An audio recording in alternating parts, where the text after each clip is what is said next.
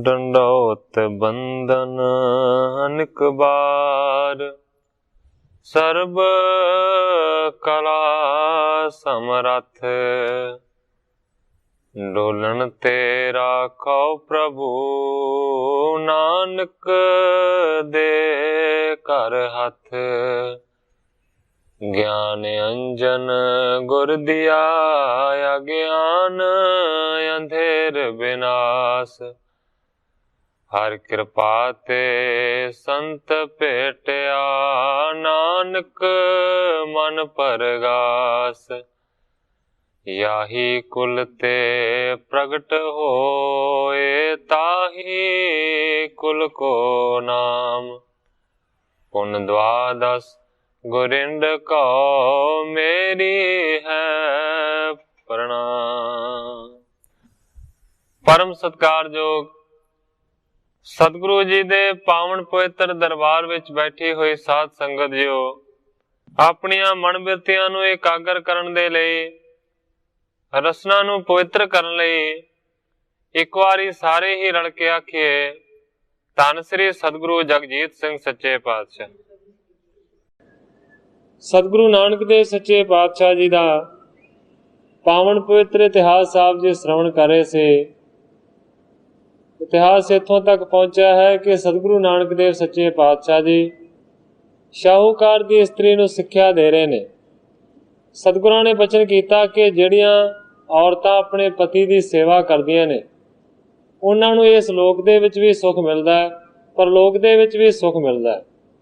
कल इत्थों तक कथा पहुंची सी, अज इत्थों अगे मैं प्रारंभ करदा। आर नारी जे निज पत त्यागी, पर पुरखण पिख कै अनुरागी। पर कहंदे ने सतगुरु नानक देव सच्चे पातशाह जी, जिहड़ी औरत अपने पति का त्याग कर दिंदी है, उस नूं छड्ड के पराया पुरखां दी प्रेमी हुंदी। हवै के निडर तजी जग ब्रीड़ा, साध हेत कर ही मिल क्रीड़ा। जिहड़ी औरत निडर हो के अपनी जगत दी लाज नूं मर्यादा नूं छड्ड के स्वाद दे वास्ते किसी होर दे नाल मिल के क्रीड़ा करदी। तेह जमदूत गहे जब आई, जाहे कसीटत देह सजाई। उस औरत नूं जमदूत आण के फड़दे ने और घसीटदे लैके जांदे ने, सजावां दिंदे। लोह थांब को लाल तपाई, खेच ताहे के संग लगाई। लोहे दा थम पूरा तत्ता करके लाल करके उस दे नाल खिंच के उसनूं लगा दिता जांदा है। तत्ते थम्मां दे नाल ला के कामी इस्त्री नूं या कामी मनुख नूं उस प्रलोक दे विच धर्मराज दे वल्लों सजावां मिलदियां ने। सतगुरु अर्जन देव सच्चे पातशाह जी मारू राग दे विच इस दे प्रथाए लिखदे ने। गुप्त करता संग सो प्रभ दहकावे मन खाए, बिसर हर जियो बिखै भोगै, तपत थम गल लाए। अगे गुरु जी लिखते ने, रे नर काए पर गृह जाए, कुचल कठोर काम गर्दप, तुम नहीं सुनियो धर्म राय। सतगुरु अर्जन देव सच्चे पातशाह जी कहते ने कि तू नहीं सुनिया कि धर्म राय किस तरह की सजा देंदा है कामी नूं, ओनू तत्ते थम दे नाल लाया जाता है, इस तरह की सजा दिती जाती है। हुण सतगुरु नानक देव सच्चे पातशाह जी कह रहे ने, कहते ने कि खिच के तेनू जमदूत लैके जाणगे ते फिर तेनू तपिया होया लाल जिहड़ा थम है ना उस दे नाल लाया जाएगा, ऐसी सजा दिती जाएगी। इत्यादक दुख देह कनेरा, कौन पुकार सुने तिस बेरा। गुरु जी कहते ने जदों इस तरीके दे नाल तेनू सजावां दित्तियां गईयां वड्डियां, उस वेले तेरी पुकार सुनने वाला कोई नहीं होवे। जग में निंदा कष्ट अगारी, असगत है बेविचारन नारी। गुरु जी सिक्ख्या देंदे ने, जिहड़ी बेविचारन औरत है ਉਸ ਦੀ ਇਸ ਜੱਗ ਦੇ ਵਿੱਚ ਨਿੰਦਿਆ ਹੁੰਦੀ ਹੈ ਤੇ ਪ੍ਰਲੋਕ ਦੇ ਵਿੱਚ ਜਾ ਕੇ ਉਸ ਨੂੰ ਦੁੱਖਾਂ ਦਾ ਸਾਹਮਣਾ ਕਰਨਾ ਪੈਂਦਾ। ਪਤੀ ਬ੍ਰਤਾ ਜੋ ਜਸ ਜਗ ਮਾਹੀ, ਆਗੇ ਅਨਕ ਬੇਦਨ ਸੁਖ ਪਾਹੀ। ਪਰ ਦੂਸਰੇ ਪਾਸੇ ਜਿਹੜੀ ਔਰਤ ਹੁੰਦੀ ਹੈ ਪਤੀ ਬ੍ਰਤਾ, ਉਸ ਨੂੰ ਸੰਸਾਰ ਦੇ ਵਿੱਚ ਨਿੰਦਿਆ ਦੀ ਜਗ੍ਹਾ ਦੇ ਉੱਤੇ ਜਸ ਮਿਲਦਾ ਹੈ ਤੇ ਪ੍ਰਲੋਕ ਦੇ ਵਿੱਚ ਜਾ ਕੇ ਵੀ ਉਸ ਨੂੰ ਦੁੱਖਾਂ ਦੀ ਬਜਾਏ ਸੁਖ ਮਿਲਦੇ। ਦੀਰਘ ਦ੍ਰਿਸ਼ਟ ਦੇਖ ਕਰ ਐਸੇ, ਨਹੀਂ ਵਿਚਾਰ ਕਰੋ ਪੁਨ ਤੈਸੇ। ਸਤਿਗੁਰਾਂ ਨੇ ਬਚਨ ਕੀਤਾ, ਇਸ ਕਰਕੇ ਲੰਮੀ ਨਜ਼ਰ ਭਾਵ ਦੂਰ ਦੀ ਸੋਚ ਕੇ ਇਹ ਜਿਹੜਾ ਵਿਚਾਰ ਦਾ ਕੰਮ ਹੈ ਨਾ, ਇਸ ਨੂੰ ਤੋਂ ਛੱਡ ਦੇ।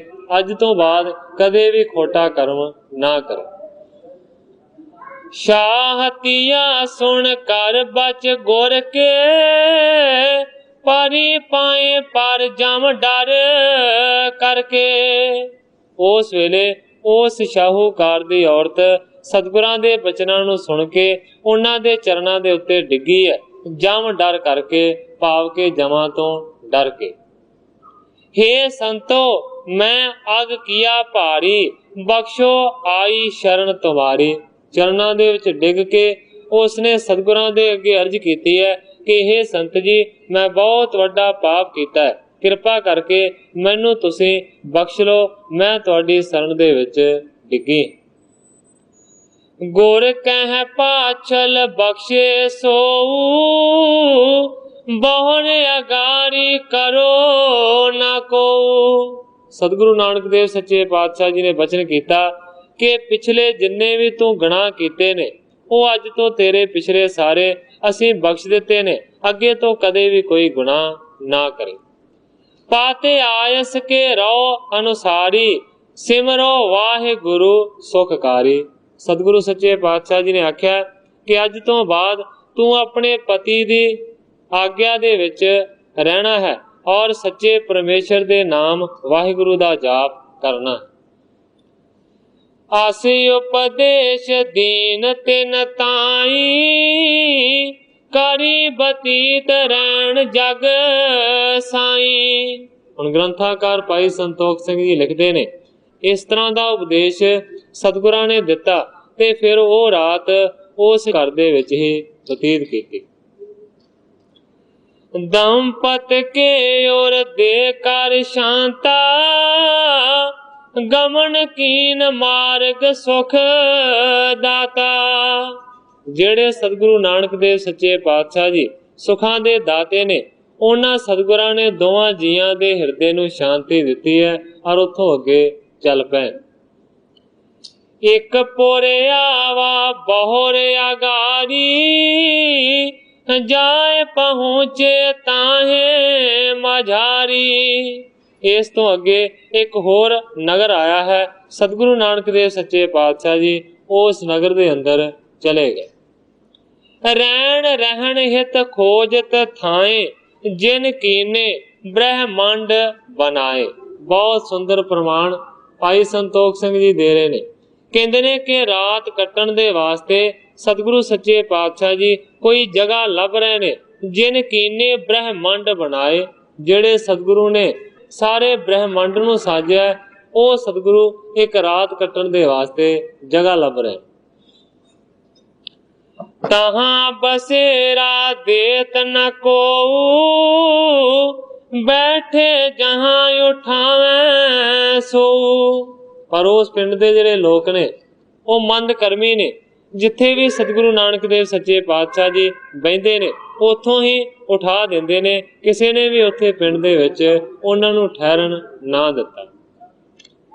ਮੰਦਮਤੀ ਪਿਖ ਕਰ ਨਰ ਤੇ ਥਾਏ, ਪੁਰ ਤੇ ਵਹਿਰ ਪ੍ਰਭੂ ਪੁਨ ਆਏ। ਜਦੋਂ ਸਤਿਗੁਰੂ ਨਾਨਕ ਦੇਵ ਸੱਚੇ ਪਾਤਸ਼ਾਹ ਜੀ ਨੇ ਪਰਖਿਆ ਕਿ ਇਸ ਪਿੰਡ ਦੇ ਲੋਕ ਖੋਟੀ ਬੁੱਧੀ ਵਾਲੇ ਨੇ, ਮੰਦੇ ਨੇ, ਸਤਿਗੁਰੂ ਨਾਨਕ ਦੇਵ ਸੱਚੇ ਪਾਤਸ਼ਾਹ ਜੀ ਨੇ ਪਿੰਡ ਨੂੰ ਛੱਡਿਆ ਹੈ ਔਰ ਪਿੰਡ ਤੋਂ ਬਾਹਰ ਵਾਰ ਗੁਰੂ ਜੀ ਆ ਗਏ। ਹੋਤੋ ਕੁਸ਼ਟ ਜੁਤ ਏਕ ਫਕੀਰਾ, ਨਿਸਬਾਸੁਰ ਬਹੁ ਪਾਵਤ ਪੀਰਾ। ਨਗਰ ਤੋਂ ਬਾਹਰ ਵਾਰ ਇੱਕ ਕੁਸ਼ਤੀ ਫਕੀਰ ਰਹਿੰਦਾ ਸੀ।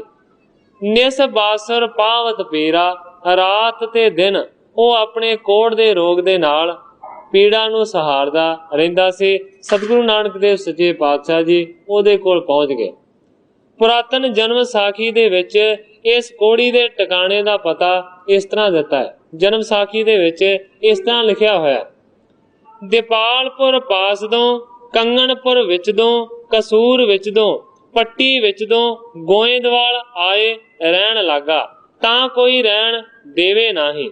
ਅੱਗੇ ਫਿਰ ਹੋਰ ਜਿਹੜੀ ਸਾਖੀ ਹੈ ਨਾ ਉਹ ਸ਼ੁਰੂ ਹੁੰਦੀ ਹੈ, ਪਰ ਕੋੜੀ ਨਿਸਤਾਰਨ ਦਾ ਟਿਕਾਣਾ ਦੱਸੀਦਾ ਹੈ ਕਿ ਦੀਪਾਲਪੁਰ ਲਾਗੇ ਅਜੇ ਵੀ ਹੈ। ਦੀਪਾਲਪੁਰ ਦੇ ਲਾਗੇ ਉਹ ਟਿਕਾਣਾ ਸੀ ਜਿੱਥੇ ਕੋੜੀ ਰਹਿੰਦਾ ਸੀ ਫਕੀਰ, ਔਰ ਗੁਰੂ ਜੀ ਉੱਥੇ ਪਹੁੰਚ ਗਏ। ਦੇਖ ਦਇਆ ਨਿਧ ਕਰੁਣਾ ਆਈ, ਚੁੰਗੀ ਟਿਕ ਬੈਠੇ ਜਗ ਸਾਈ।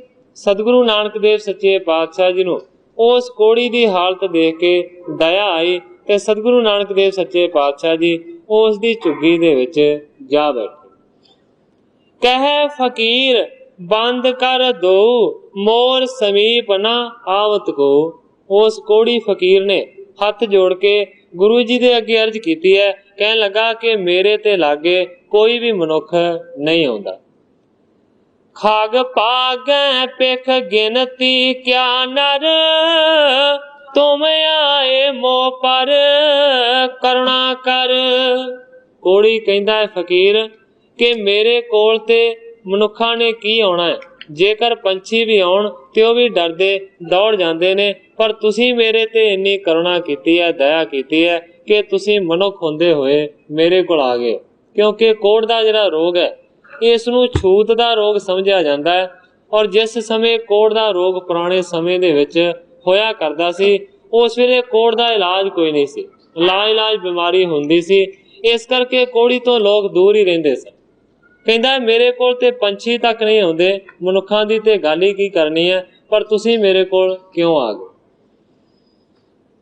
ਰਹਿਣ ਬਸੇਰਾ ਕਰਤੇ ਥਾਨਾ, ਨਹੀਂ ਪੌੜੇ ਬੈਠੇ ਗਤ ਦਾਨਾ। ਸਤਿਗੁਰੂ ਨਾਨਕ ਦੇਵ ਸੱਚੇ ਪਾਤਸ਼ਾਹ ਜੀ ਉਸ ਕੋੜੀ ਫਕੀਰ ਨੂੰ ਕਹਿੰਦੇ ਨੇ ਕਿ ਅਸੀਂ ਪਿੰਡ ਦੇ ਵਿੱਚ ਗਏ ਸਾਂ, ਪਰ ਕਿਸੇ ਨੇ ਸਾਨੂੰ ਰਹਿਣ ਦੇ ਵਾਸਤੇ ਜਗ੍ਹਾ ਨਹੀਂ ਦਿੱਤੀ। ਗੁਰੂ ਜੀ ਕਹਿੰਦੇ ਨੇ ਕਿ ਇੱਕ ਰਾਤ ਅਸੀਂ ਤੇਰੀ ਝੁੱਗੀ ਦੇ ਵਿੱਚ ਬਤੀਤ ਕਰਨੀ ਹੈ। ਸਤਿਗੁਰੂ ਨਾਨਕ ਦੇਵ ਸੱਚੇ ਪਾਤਸ਼ਾਹ ਜੀ ਕਹਿੰਦੇ ਨੇ ਇਸ ਕਰਕੇ ਤੇਰੇ ਕੋਲ ਆਇਆ। ਉਸ ਵੇਲੇ ਸਤਿਗੁਰੂ ਨਾਨਕ ਦੇਵ ਸੱਚੇ ਪਾਤਸ਼ਾਹ ਜੀ ਨੇ ਇਹ ਨਿਰਣਾ ਕੀਤਾ ਹੈ ਕਿ ਮੈਂ ਇੱਥੇ ਹੀ ਰਾਤ ਨੂੰ ਬਤੀਤ ਕਰਨਾ ਹੈ, ਪਰ ਨਹੀਂ ਪੌਡੇ ਬੈਠੇ ਗਤੀਦਾਨਾ। ਪਰ ਸਤਿਗੁਰੂ ਨਾਨਕ ਦੇਵ ਸੱਚੇ ਪਾਤਸ਼ਾਹ ਜੀ ਉਸ ਕੋੜੀ ਦੀ ਝੁੱਗੀ ਦੇ ਵਿੱਚ ਸੁੱਤੇ ਨਹੀਂ ਹਨ, ਸਾਰੀ ਰਾਤ ਬੈਠੇ ਰਹੇ। ਸਾਬਨ ਕੁਸ਼ਟੀ ਸੰਕਟ ਪਾਵੇ, ਹਾਏ ਹਾਏ ਕਹਿ ਕੇ ਬਿਲ ਲਾਵੇ। ਕਿਉਂਕਿ ਕੋੜ ਦਾ ਰੋਗ ਸੀ, ਉਸ ਰੋਗ ਦੇ ਨਾਲ ਉਹ ਬਹੁਤ ਜ਼ਿਆਦਾ ਵਿਰਲਾਪ ਕਰਦਾ ਸੀ। ਸਾਰੀ ਰਾਤ ਹਾਏ ਹਾਏ ਦੀਆਂ ਆਵਾਜ਼ਾਂ ਆਉਂਦੀਆਂ ਰਹੀਆਂ। ਇਸ ਹਾਲਤ ਦੇ ਵਿੱਚ ਸਤਿਗੁਰੂ ਜੀ ਕਿਸ ਤਰ੍ਹਾਂ ਸੌਂ ਸਕਦੇ ਸਨ। ਗੁਰੂ ਜੀ ਸਾਰੀ ਰਾਤ ਨਾ ਸੁੱਤੇ, ਉਸ ਦੇ ਰੋਗ ਨੂੰ ਦੇਖਦੇ। ਅਰਧ ਨਿਸਾ ਬੀਤੀ ਜਬੈ, ਸਿਰ ਬੇਦੀ ਕੁਲ ਕੇਤ, ਸ਼ਬਦ ਉਚਾਰਨ ਕੀਨ ਤਬ ਸੰਕਟ ਕਟਨੇ ਹੇਤ। ਹੁਣ ਸੰਤ ਲੋਕ ਕਦੋਂ ਦੇਖ ਸਕਦੇ ਨੇ ਕਿਸੇ ਦੇ ਦੁੱਖ ਨੂੰ? ਗੁਰਬਾਣੀ ਦੇ ਵਿੱਚ ਇਸੇ ਕਰਕੇ ਪਾਠ ਹੁੰਦਾ ਹੈ, ਸੰਤਨ ਦੁੱਖ ਪਾਏ ਤੇ ਦੁਖੀ, ਸੁਖ ਪਾਏ ਸਾਧਨ ਕੇ ਸੁਖੀ। ਸਤਿਗੁਰੂ ਸੱਚੇ ਪਾਤਸ਼ਾਹ ਜੀ ਉਸ ਕੋੜੀ ਦੀ ਝੁੱਗੀ ਦੇ ਵਿੱਚ ਬੈਠੇ ਨੇ, ਲਾਗੇ ਹੀ ਉਹ ਵਿਰਲਾਪ ਕਰਦਾ ਹੈ, ਉਹ ਹਾਲ ਪੁਕਾਰ ਕਰਦਾ ਹੈ, ਹਾਏ ਹਾਏ ਦੀਆਂ ਆਵਾਜ਼ਾਂ ਆਉਂਦੀਆਂ ਨੇ। ਸਤਿਗੁਰੂ ਨਾਨਕ ਦੇਵ ਸੱਚੇ ਪਾਤਸ਼ਾਹ ਜੀ ਕਰੀਬ ਅੱਧੀ ਕੁ ਰਾਤ ਤੱਕ ਉਸ ਦੇ ਵਿਰਲਾਪ ਨੂੰ ਸੁਣਦੇ ਰਹੇ। ਫਿਰ ਸਤਿਗੁਰੂ ਨਾਨਕ ਦੇਵ ਸੱਚੇ ਪਾਤਸ਼ਾਹ ਜੀ ਨੇ ਉਸ ਦੀ ਕਸ਼ਟ ਦੀ ਨਿਵਰਤੀ ਦੇ ਵਾਸਤੇ ਗੁਰਬਾਣੀ ਦਾ ਸ਼ਬਦ ਉਚਾਰਨ ਕੀਤਾ। ਸਤਿਗੁਰੂ ਨਾਨਕ ਦੇਵ ਸੱਚੇ ਪਾਤਸ਼ਾਹ ਜੀ ਨੇ ਧਨਾਸਰੀ ਰਾਗ ਦਾ ਉਸ ਵੇਲੇ ਸ਼ਬਦ ਉਚਾਰਿਆ, ਜੀਓ ਤਪਤ ਹੈ ਬਾਰੋ ਬਾਰ, ਤਪ ਤਪ ਖਪੈ ਬਹੁਤ ਬੇਕਾਰ। ਹੁਣ ਸਤਿਗੁਰੂ ਨਾਨਕ ਦੇਵ ਸੱਚੇ ਪਾਤਸ਼ਾਹ ਜੀ ਲਿਖਦੇ ਨੇ, ਜਿਉ ਤਪਤ ਹੈ ਬਾਰੋ ਬਾਰ। ਕਹਿਣ ਤੋਂ ਭਾਵੇਂ ਹੈ ਇਹ ਜਿਉ ਭਾਵ ਹਿਰਦਾ ਬਾਰ ਬਾਰ ਤਪਦਾ ਹੈ। ਤਪ ਤਪ ਖਪੈ ਬਹੁਤ ਬੇਕਾਰ, ਤਪ ਤਪ ਕੇ ਫੇਰ ਬਹੁਤੇ ਵਿਕਾਰਾਂ ਦੇ ਵਿੱਚ ਇਹ ਖਪਦਾ ਹੈ। ਜੇ ਤਨ ਬਾਣੀ ਵਿਸਰ ਜਾਏ, ਜਿਉ ਪੱਕਾ ਰੋਗੀ ਵਿਲ ਲਾਏ। ਸਤਿਗੁਰੂ ਸੱਚੇ ਪਾਤਸ਼ਾਹ ਜੀ ਕਹਿੰਦੇ ਨੇ ਕਿ ਜਿਸ ਦੇ ਸਰੀਰ ਦੇ ਅੰਤःਕਰਣ ਤੋਂ ਪਰਮੇਸ਼ਰ ਦੀ ਨਾਮ ਰੂਪੀ ਬਾਣੀ ਵਿਸਰ ਜਾਂਦੀ ਹੈ, ਉਹ ਮਨੁੱਖ ਪੱਕਾ ਰੋਗੀ ਭਾਵ ਕੁਸ਼ਟੀ ਵਰਗਾ ਹੋ ਕੇ ਦੁੱਖਾਂ ਦੇ ਨਾਲ ਵਿਰਲਾਪ ਕਰਦਾ ਹੈ। ਬਹੁਤਾ ਬੋਲਣ ਝੱਖਣ ਹੋਏ। ਸਤਿਗੁਰੂ ਸੱਚੇ ਪਾਤਸ਼ਾਹ ਜੀ ਲਿਖਦੇ ਨੇ, ਬਹੁਤਾ ਬੋਲ ਕੇ ਵਿਰਲਾਪ ਕਰਨਾ ਝੱਖਣ ਹੁੰਦਾ ਹੈ, ਭਾਵ ਐਵੇਂ ਬੇਕਾਰ ਦੇ ਵਿੱਚ ਖਪਣਾ ਹੀ ਹੁੰਦਾ ਹੈ। ਕਿਉਂਕਿ ਵਿਣ ਬੋਲੇ ਜਾਣੈ ਸਭ ਸੋਏ। ਕਹਿਣ ਤੋਂ ਭਾਵੇਂ ਹੈ ਕਿ ਪ੍ਰਭੂ ਬਿਨ ਬੋਲਣ ਤੋਂ ਹਰ ਇੱਕ ਦੀ ਵੇਦਨਾ ਨੂੰ ਪੀੜਾ ਨੂੰ ਜਾਣਦਾ ਹੈ। ਇਸ ਕਰਕੇ ਬਹੁਤਾ ਦੁੱਖ ਦੇ ਨਾਲ ਵਿਲਾਪ ਕਰਨਾ ਤੇ ਬੇਕਾਰ ਦੇ ਵਿੱਚ ਝੱਕ ਮਾਰਨ ਵਾਲੀ ਗੱਲ ਹੈ। ਜਿਨ ਕੰਨ ਕੀਤੇ ਅੱਖੀ ਨਾਕ, ਜਿਨ ਜਿਹਵਾ ਦਿੱਤੀ ਬੋਲਣ ਤਾਤ। ਹੁਣ ਸਤਿਗੁਰੂ ਨਾਨਕ ਦੇਵ ਸੱਚੇ ਪਾਤਸ਼ਾਹ ਜੀ ਕਹਿੰਦੇ ਨੇ ਕਿ ਜਿਸ ਪਰਮੇਸ਼ਰ ਨੇ ਕੰਨ ਦਿੱਤੇ ਹੋਏ ਨੇ, ਜਿਸ ਪਰਮੇਸ਼ਰ ਨੇ ਅੱਖਾਂ ਦਿੱਤੀਆਂ ਹੋਈਆਂ ਨੇ, ਇਸ ਤੋਂ ਇਲਾਵਾ ਨੱਕ ਦਿੱਤਾ ਹੋਇਆ, ਇਸ ਤੋਂ ਇਲਾਵਾ ਜੀਵ ਬੋਲਣ ਦੇ ਵਾਸਤੇ ਦਿੱਤੀ ਹੋਈ ਹੈ, ਮਨੁੱਖ ਜੀਵ ਦੇ ਨਾਲ ਤਤਕਾਲ ਝਟਪਟ ਹੀ ਬੋਲ ਉੱਠਦਾ ਹੈ। ਸਾਰੀਆਂ ਚੀਜ਼ਾਂ ਦਾਤ ਦੇ ਵਿੱਚ ਮਿਲੀਆਂ ਹੋਈਆਂ ਨੇ ਮਨੁੱਖ ਨੂੰ, ਪਰ ਜਿਹੜਾ ਮਨੁੱਖ ਹੈ ਉਹ ਕੰਨਾਂ ਦੇ ਨਾਲ ਚੰਗਾ ਸੁਣਦਾ ਨਹੀਂ ਹੈ ਔਰ ਨੱਕ ਦੇ ਨਾਲ ਚੰਗੀ ਸੁਗੰਧ ਨਹੀਂ ਲੈਂਦਾ। ਇਸ ਤੋਂ ਇਲਾਵਾ ਅੱਖਾਂ ਦੇ ਨਾਲ ਵੀ ਚੰਗਾ ਨਹੀਂ ਤੱਕਦਾ। ਜੀਵ ਦੇ ਨਾਲ ਵੀ ਉਹਦਾ ਸਵਾਦ ਜਿਹੜਾ ਹੈ ਨਾ ਉਹ ਖਾਣੇ ਦਾ ਹੁੰਦਾ ਹੈ, ਨਾਮ ਦੇ ਰਸ ਨੂੰ ਨਹੀਂ ਮਾਣਦਾ। ਕਿਉਂਕਿ ਸਾਰੀਆਂ ਜਿਹੜੀਆਂ ਇੰਦਰੀਆਂ ਨੇ ਇਹਨਾਂ ਦੇ ਵੱਖਰੇ ਵੱਖਰੇ ਕਰਮ ਨੇ, ਔਰ ਜਿਹੜੇ ਚੰਗੇ ਕਰਮ ਨੇ ਉਹਨਾਂ ਦੇ ਬਾਰੇ ਆਨੰਦ ਸਾਹਿਬ ਦੇ ਵਿੱਚ ਸਤਿਗੁਰੂ ਅਮਰਦਾਸ ਸੱਚੇ ਪਾਤਸ਼ਾਹ ਜੀ ਨੇ ਇਸ ਤਰ੍ਹਾਂ ਲਿਖਿਆ। ਸਤਿਗੁਰੂ ਅਮਰਦਾਸ ਸੱਚੇ ਪਾਤਸ਼ਾਹ ਜੀ ਸਾਰਿਆਂ ਤੋਂ ਪਹਿਲਾਂ ਇਹ ਲਿਖਦੇ ਨੇ ਕਿ ਜਿਹੜੇ ਕੰਨ ਨੇ ਉਹਨਾਂ ਦਾ ਕਿਸ ਤਰ੍ਹਾਂ ਦਾ ਕਰਮ ਹੋਣਾ ਚਾਹੀਦਾ, ਵੱਖੋ ਵੱਖਰਾ ਸਤਿਗੁਰੂ ਸੱਚੇ ਪਾਤਸ਼ਾਹ ਜੀ ਨੇ ਬਿਆਨ ਕੀਤਾ। ਗੁਰੂ ਜੀ ਲਿਖਦੇ ਨੇ ਸਾਰਿਆਂ ਤੋਂ ਪਹਿਲਾਂ ਨੇਤਰਾਂ ਦੇ ਬਾਰੇ, ਅੱਖਾਂ ਦੇ ਬਾਰੇ। ਗੁਰੂ ਜੀ ਲਿਖਦੇ ਨੇ, ਇਹ ਨੇਤਰਹੁ ਮੇਰੇ ਹੋ, ਹਰ ਤੁਮ ਮੈਂ ਜੋਤ ਧਰੀ, ਹਰ ਬਿਨ ਅਵਰ ਨਾ ਦੇਖੋ ਕੋਈ। ਗੁਰੂ ਜੀ ਕਹਿੰਦੇ ਨੇ, ਹੇ ਮੇਰੇ ਨੇਤਰੋ, ਹੇ ਮੇਰੀਓ ਅੱਖੋ, ਤੁਹਾਡੇ ਵਿੱਚ ਪਰਮੇਸ਼ਰ ਨੇ ਆਪਣੀ ਜੋਤ ਨੂੰ ਰੱਖਿਆ। ਇਸ ਕਰਕੇ ਤੁਹਾਡਾ ਕੰਮ ਇਹ ਹੋਣਾ ਚਾਹੀਦਾ ਹੈ, ਹਰ ਬਿਨ ਅਵਰ ਨਾ ਦੇਖੋ ਕੋਈ। ਹਰੀ ਤੋਂ ਬਗੈਰ, ਸਤਿਗੁਰੂ ਤੋਂ ਬਗੈਰ ਤੁਸੀਂ ਹੋਰ ਨੂੰ ਕਿਸੇ ਨੂੰ ਨਾ ਦੇਖੋ। ਇਸ ਤੋਂ ਅੱਗੇ ਸਤਿਗੁਰੂ ਸੱਚੇ ਪਾਤਸ਼ਾਹ ਜੀ ਕੰਨਾਂ ਦੇ ਬਾਰੇ ਗੱਲ ਕਰਦੇ ਨੇ। ਕੰਨਾਂ ਨੂੰ ਕਹਿੰਦੇ ਨੇ ਤੁਸੀਂ ਇਹ ਕੰਮ ਕਰੋ, ਇਹ ਸ਼ਰਵਣੋ ਮੇਰੇ ਹੋ, ਸਾਚੈ ਸੁਣਨੇ ਨੋ ਪਠਾਏ, ਸਾਚੈ ਸੁਣਨੇ ਨੋ ਪਠਾਏ, ਸਰੀਰ ਲਾਏ ਸੁਣੋ ਸਤ ਬਾਣੀ। ਕੰਨਾਂ ਨੂੰ ਕਹਿੰਦੇ ਨੇ ਕਿ ਤੁਹਾਨੂੰ ਕੰਨਾਂ ਨੂੰ ਇਸ ਕਰਕੇ ਸਰੀਰ ਦੇ ਨਾਲ ਲਾਇਆ ਹੋਇਆ ਕਿ ਤੁਸੀਂ ਸੁਣੋ ਸਤ ਬਾਣੀ, ਸੱਚੀ ਜਿਹੜੀ ਗੁਰਬਾਣੀ ਹੈ ਨਾ ਉਸ ਨੂੰ ਸੁਣੋ। ਇਸ ਤੋਂ ਇਲਾਵਾ ਗੁਰੂ ਜੀ ਰਸਨਾ ਦੇ ਬਾਰੇ, ਜੀਵ ਦੇ ਬਾਰੇ ਇੰਜ ਲਿਖਦੇ ਨੇ, ਇਹ ਰਸਨਾ ਤੂੰ ਅਨਰਸ ਰਾਚ ਰਹੀ, ਤੇਰੀ ਪਿਆਸ ਨਾ ਜਾਏ, ਪਿਆਸ ਨਾ ਜਾਏ ਹੋਰਤ ਕਿਤੈ, ਜਿਚਰ ਹਰ ਰਸ ਪੱਲੇ ਨਾ ਪਾਏ। ਕਹਿੰਦੇ ਨੇ, ਹੇ ਜੀਭੇ, ਤੇਰੀ ਜਿਹੜੀ ਪਿਆਸ ਹੈ ਉਹ ਨਹੀਂ ਜਾਂਦੀ, ਕਿਉਂਕਿ ਤੂੰ ਹੋਰ ਰਸਾਂ ਦੇ ਵਿੱਚ ਲੱਗੀ ਹੋਈ ਹੈ। ਜਿੰਨਾ ਚਿਰ ਤੂੰ ਹੋਰ ਰਸਾਂ ਦੇ ਵਿੱਚ ਲੱਗੀ ਰਹੇਗੀ, ਤੇਰੀ ਪਿਆਸ ਕਦੇ ਵੀ ਨਹੀਂ ਜਾਏਗੀ, ਜਿੰਨਾ ਚਿਰ ਤੂੰ ਹਰੀ ਦੇ ਰਸ ਰੂਪੀ ਨੂੰ ਪੱਲੇ ਦੇ ਵਿੱਚ ਨਹੀਂ ਪਾਉਂਦੀ। ਕਹਿਣ ਤੋਂ ਭਾਵ ਹੈ ਕਿ ਜਿੰਨਾ ਚਿਰ ਨਾਮ ਦਾ ਰਸ ਨਹੀਂ ਚੱਖਦੀ, ਉਹਨਾਂ ਚਿਰ ਤੇਰੀ ਪਿਆਸ ਨਹੀਂ ਜਾਣੀ। ਇਸ ਤਰੀਕੇ ਦੇ ਨਾਲ ਸਤਿਗੁਰੂ ਅਮਰਦਾਸ ਸੱਚੇ ਪਾਤਸ਼ਾਹ ਜੀ ਨੇ ਬਿਆਨ ਕੀਤਾ। ਇਸ ਵੇਲੇ ਹੁਣ ਗੁਰੂ ਜੀ, ਗੁਰੂ ਨਾਨਕ ਦੇਵ ਸੱਚੇ ਪਾਤਸ਼ਾਹ ਜੀ ਕਹਿ ਰਹੇ ਨੇ, ਜਿਨ ਕੰਨ ਕੀਤੇ ਅੱਖੀ ਨਾਕ, ਤੈਨੂੰ ਅੱਖਾਂ ਦਿੱਤੀਆਂ ਨੇ, ਤੈਨੂੰ ਕੰਨ ਦਿੱਤੇ ਨੇ, ਤੈਨੂੰ ਨੱਕ ਦਿੱਤਾ ਹੈ। ਜਿਨ ਜਿਹਵਾ ਦਿੱਤੀ ਬੋਲਣ ਤਾਤ, ਜਿਹਨੇ ਤੈਨੂੰ ਜੀਭ ਦਿੱਤੀ ਹੈ ਬੋਲਣ ਦੇ ਵਾਸਤੇ।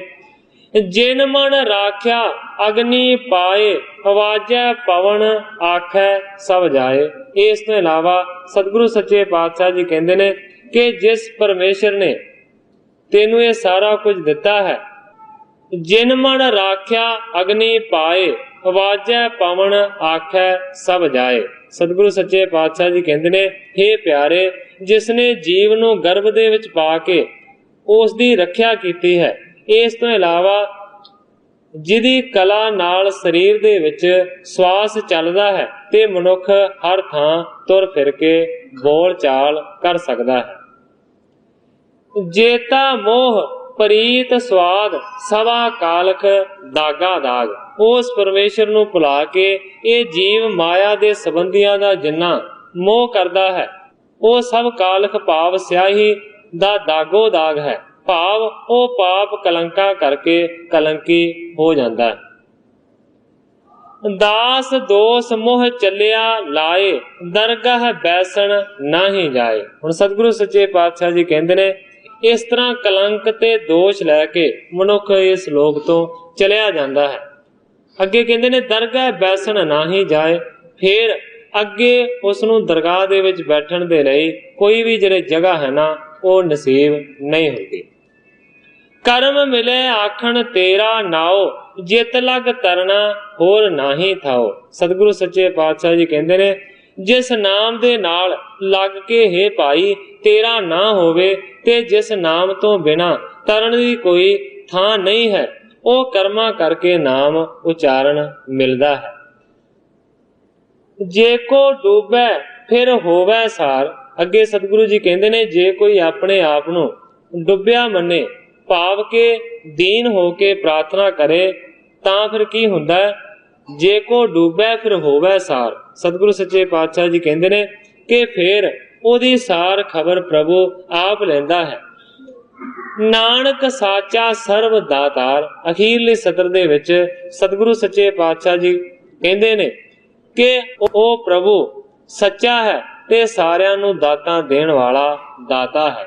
ਉਸ ਦੇ ਅੱਗੇ ਹੀ ਪ੍ਰਾਰਥਨਾ ਕਰਨੀ ਚਾਹੀਦੀ ਹੈ। ਇਸ ਤਰੀਕੇ ਦੇ ਨਾਲ ਸਤਿਗੁਰੂ ਨਾਨਕ ਦੇਵ ਸੱਚੇ ਪਾਤਸ਼ਾਹ ਜੀ ਨੇ ਧਨਾਸਰੀ ਰਾਗ ਦਾ ਸ਼ਬਦ ਉਚਾਰਿਆ। ਸ੍ਰੀ ਗੁਰ ਸਰਬ ਸ਼ਬਦ ਮੁਖ ਪਾਨਾ ਦੂਸ਼ਣ ਕਰ ਕੁਸ਼ਟੀ ਨੇ ਸੁਣਾ। ਹੁਣ ਗ੍ਰੰਥਾਕਾਰ ਭਾਈ ਸੰਤੋਖ ਸਿੰਘ ਜੀ ਲਿਖਦੇ ਨੇ ਕਿ ਇਸ ਤਰੀਕੇ ਦੇ ਨਾਲ ਸਤਿਗੁਰੂ ਨਾਨਕ ਦੇਵ ਸੱਚੇ ਪਾਤਸ਼ਾਹ ਜੀ ਨੇ ਸ਼ਬਦ ਪੜ੍ਹਿਆ। ਬੜੀ ਚੁੱਪ ਨੂੰ ਧਾਰਨ ਕਰਕੇ ਉਹ ਫਕੀਰ ਕੁਸ਼ਤੀ ਸ਼ਬਦ ਨੂੰ ਸੁਣਦਾ ਰਿਹਾ। ਭਈ ਦੇਹ ਤਤਕਾਲ ਅਰੋਗੰ ਬਿਨਸ ਗਏ ਮਨ ਕੇ ਸਭ ਸੋਗੰ। ਇਸ ਸ਼ਬਦ ਨੂੰ ਸੁਣਨ ਦੇ ਨਾਲ ਹੀ ਤਤਕਾਲ ਉਸ ਕੋੜੀ ਦੀ ਜਿਹੜੀ ਦੇਹ ਸੀ ਉਹ ਅਰੋਗ ਹੋ ਗਈ, ਅਰੋਗ ਦੂਰ ਚਲਾ ਗਿਆ ਔਰ ਮਨ ਦੇ ਵਿੱਚ ਜਿਹੜਾ ਸੋਗ ਸੀ ਨਾ ਉਹ ਖਤਮ ਹੋਇਆ, ਖੇੜਾ ਆ ਗਿਆ ਖੁਸ਼ੀ ਦਾ। ਨਿਰਮਲ ਭਈ ਮਨੀਖਾ ਤਬ ਹੀ ਮਨ ਮਲੀਨਤਾ ਨਾਸੀ ਸਭ ਹੀ। ਇੱਥੇ ਹੀ ਬਸ ਨਹੀਂ ਹੈ ਕਿ ਕੋੜੀ ਦਾ ਕੋੜ ਦੂਰ ਹੋਇਆ। ਕਵੀ ਜੀ ਕਹਿੰਦੇ ਨੇ ਕਿ ਉਸ ਦੀ ਜਿਹੜੀ ਮਨੀਖਾ ਹੈ, ਉਸ ਦੀ ਜਿਹੜੀ ਬੁੱਧੀ ਹੈ ਉਹ ਵੀ ਨਿਰਮਲ ਹੋ ਗਈ ਹੈ, ਮੈਲ ਤੋਂ ਰਹਿਤ ਹੋ ਗਈ ਹੈ। ਮਨ ਦੀ ਜਿੰਨੀ ਵੀ ਮੈਲ ਸੀ ਨਾ ਉਹ ਵੀ ਸ਼ਬਦ ਨੂੰ ਸੁਣਨ ਦੇ ਨਾਲ ਦੂਰ ਚਲੀ ਗਈ। ਪਈ ਪੋਰ ਪਾਹੁਲ ਪਗਲੀਨੀ ਹਿਰਦੈ ਜਾਗੀ ਭਗਤ ਨਵੀਨੀ। ਜਦੋਂ ਸਵੇਰ ਹੋਈ ਤੇ ਉਸ ਫਕੀਰ ਨੇ ਸਤਿਗੁਰੂ ਨਾਨਕ ਦੇਵ ਸੱਚੇ ਪਾਤਸ਼ਾਹ ਜੀ ਦੀ ਸਿੱਖੀ ਨੂੰ ਧਾਰਨ ਕੀਤਾ, ਸਤਿਗੁਰਾਂ ਦੇ ਚਰਨਾਂ ਅੰਮ੍ਰਿਤ ਨੂੰ ਛਕਿਆ ਤੇ ਉਸ ਦੇ ਹਿਰਦੇ ਦੇ ਵਿੱਚ ਨਵੀਂ ਜਿਹੜੀ ਭਗਤੀ ਸੀ ਨਾ ਉਹ ਜਾਗਰਤ ਹੋਈ। ਪ੍ਰਗਟੀ ਨਗਰ ਬਿਖੈ ਸੁਧ ਸੋ ਬਿਖਣ ਦਰਸ ਆਏ ਸਭ ਕੋ। ਸਵੇਰ ਹੋਣ ਦੇ ਨਾਲ ਸਾਰੇ ਨਗਰ ਦੇ ਵਿੱਚ ਇਹ ਖਬਰ ਫੈਲ ਗਈ ਹੈ ਕਿ ਜਿਹੜੇ ਫਕੀਰ ਨੂੰ ਅਸੀਂ ਪਿੰਡ ਦੇ ਵਿੱਚ ਰਹਿਣ ਦੇ ਵਾਸਤੇ ਜਗ੍ਹਾ ਨਹੀਂ ਸੀ ਦਿੱਤੀ, ਉਸਨੇ ਸਾਡੇ ਪਿੰਡ ਦੇ ਕੋੜੀ ਨੂੰ ਠੀਕ ਕਰ ਦਿੱਤਾ ਹੈ। ਉਸ ਵੇਲੇ ਸਾਰੇ ਪਿੰਡ ਦੇ ਲੋਕ ਦਰਸ਼ਨ ਕਰਨ ਦੇ ਵਾਸਤੇ ਸਤਿਗੁਰਾਂ ਦੇ ਹਜ਼ੂਰ ਪਹੁੰਚੇ। ਆਣਿਓ ਪਾਇਨ ਧਰੈ ਆਗਾਰੀ ਸੰਤੋ ਬਖਸ਼ੋ ਭੂਲ ਹਮਾਰੀ। ਲੋਕ ਸਤਿਗੁਰਾਂ ਦੇ ਚਰਨਾਂ ਦੇ ਵਿੱਚ ਆਣ ਕੇ ਤਰ੍ਹਾਂ ਤਰ੍ਹਾਂ ਦੀਆਂ ਭੇਟਾਂ ਰੱਖਦੇ ਨੇ ਔਰ ਨਾਲ ਹੀ ਅਰਜ਼ਾਂ ਕਰਦੇ ਨੇ, ਸੰਤੋ ਬਖਸ਼ੋ ਭੂਲ ਹਮਾਰੇ। ਇਹ ਸੰਤ ਜੀ ਸਾਡੀ ਭੁੱਲ ਨੂੰ ਤੁਸੀਂ ਮਾਫ ਕਰ ਦਿਓ। ਸੇਵਕ ਕਰੀਏ ਸ਼ਰਨ ਤੁਮਾਰੀ ਦਰਸ ਅਮੋਗੰ ਪਰ ਉਪਕਾਰੀ। ਕਹਿੰਦੇ ਨੇ ਕਿ ਅਸੀਂ ਤੁਹਾਡੀ ਸੇਵਾ ਨੂੰ ਕਰੀਏ, ਕਿਰਪਾ ਕਰਕੇ ਸਾਡੇ ਤੇ ਰਹਿਮ ਕਰੋ, ਅਸੀਂ ਤੁਹਾਡੀ ਸ਼ਰਨ ਦੇ ਵਿੱਚ ਡਿੱਗੇ ਹੋਏ ਹਾਂ। ਦਰਸ ਅਮੋਗੰ ਪਰਉਪਕਾਰੀ। ਤੁਹਾਡਾ ਜਿਹੜਾ ਦਰਸ਼ਨ ਹੈ ਉਹ ਅਮੋਘ ਹੈ, ਭਾਵ ਕਿ ਨਾ ਲੱਭਣ ਵਾਲਾ ਹੈ, ਦੁਰਲੱਭ ਹੈ, ਔਰ ਤੁਸੀਂ ਪਰਉਪਕਾਰੀ ਹੋ, ਦੂਜਿਆਂ ਦੇ ਉੱਤੇ ਉਪਕਾਰ ਕਰਨ ਵਾਲੇ।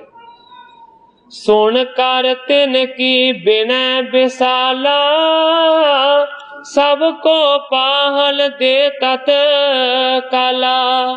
ਜਦੋਂ ਸਾਰਿਆਂ ਨੇ ਮਿਲ ਕੇ ਇਸ ਤਰ੍ਹਾਂ ਦੀਆਂ ਬੇਨਤੀਆਂ ਸਤਿਗੁਰਾਂ ਦੇ ਚਰਨਾਂ ਦੇ ਵਿੱਚ ਕੀਤੀਆਂ, ਉਸ ਵੇਲੇ ਗੁਰੂ ਜੀ ਨੇ ਸਾਰਿਆਂ ਤੇ ਕਿਰਪਾ ਕੀਤੀ, ਉਹਨਾਂ ਦੇ ਗੁਨਾਹਾਂ ਨੂੰ ਬਖਸ਼ਿਆ ਔਰ ਉਹਨਾਂ ਨੂੰ ਚਰਨਾ ਅੰਮ੍ਰਿਤ ਦੇ ਕੇ ਆਪਣਾ ਸਿੱਖ ਸਜਾ ਲਿਆ।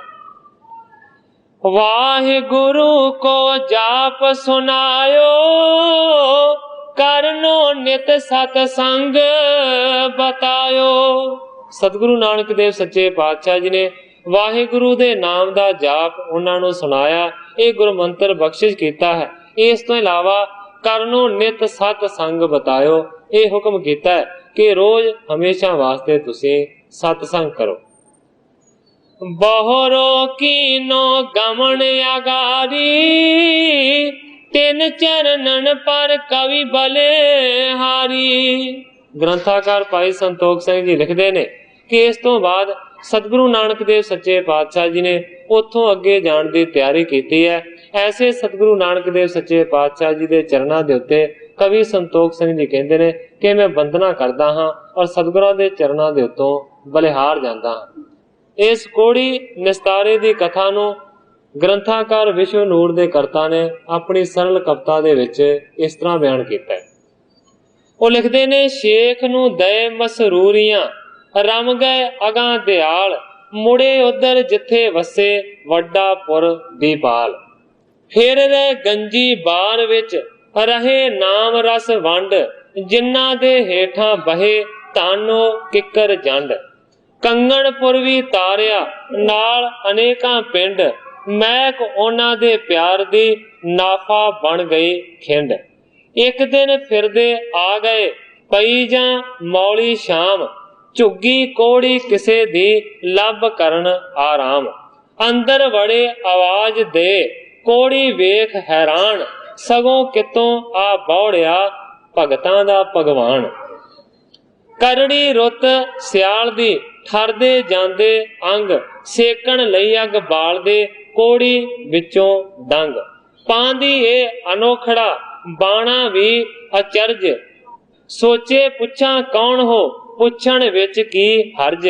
ਟੁੰਡ ਗਲੇ ਹੋਏ ਚੁੱਕ ਕੇ ਬੋਲੇ ਮਹਾ ਕੁਚੀਲ, ਆਪ ਕਿਵੇਂ ਹੋ ਆ ਗਏ ਖਿਆਲੋਂ ਨਹੀਂ ਰਜ਼ੀਲ।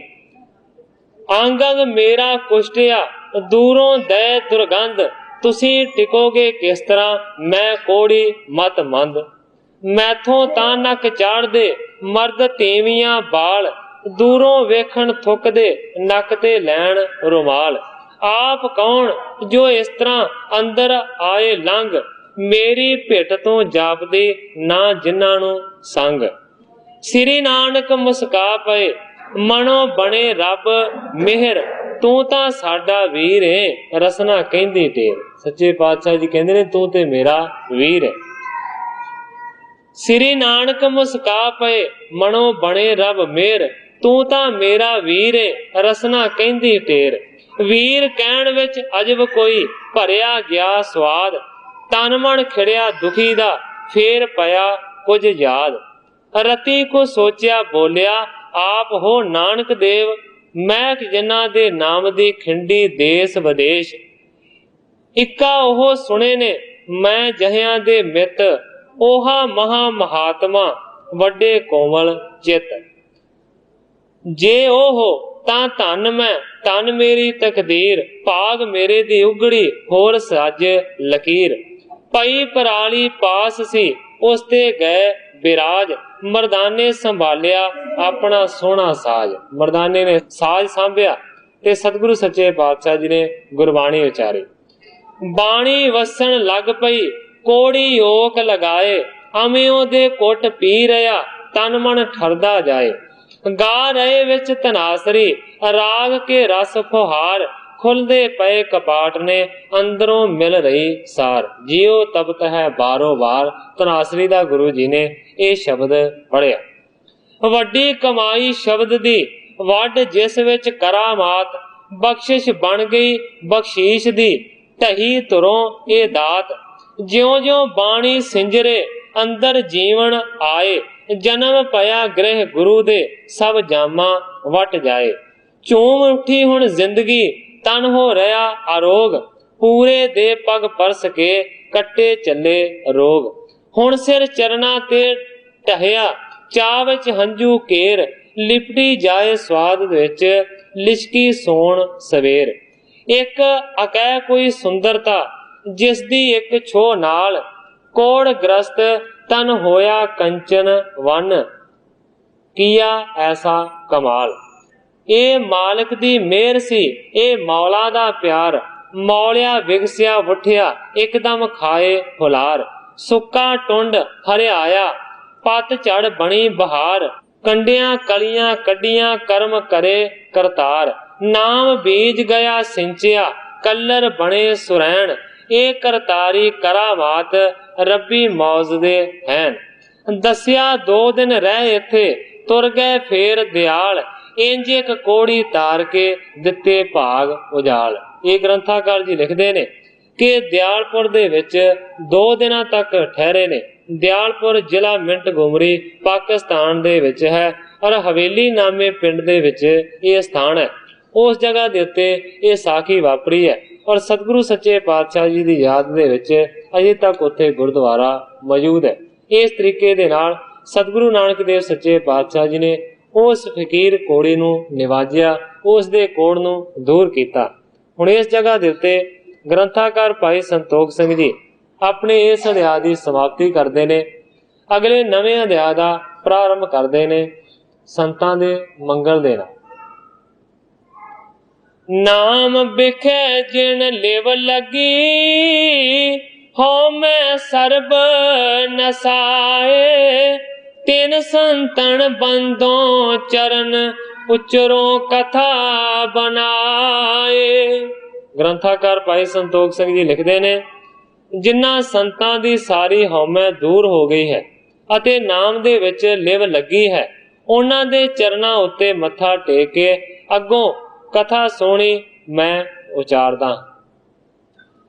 ਕਹਿ ਬਾਲਾ ਸ੍ਰੀ ਅੰਗਦ ਸੁਣੀਏ, ਰੁਚਨ ਕਥਾ ਗੁਣ ਗਨ ਯੁਤ ਗੁਣੀਏ।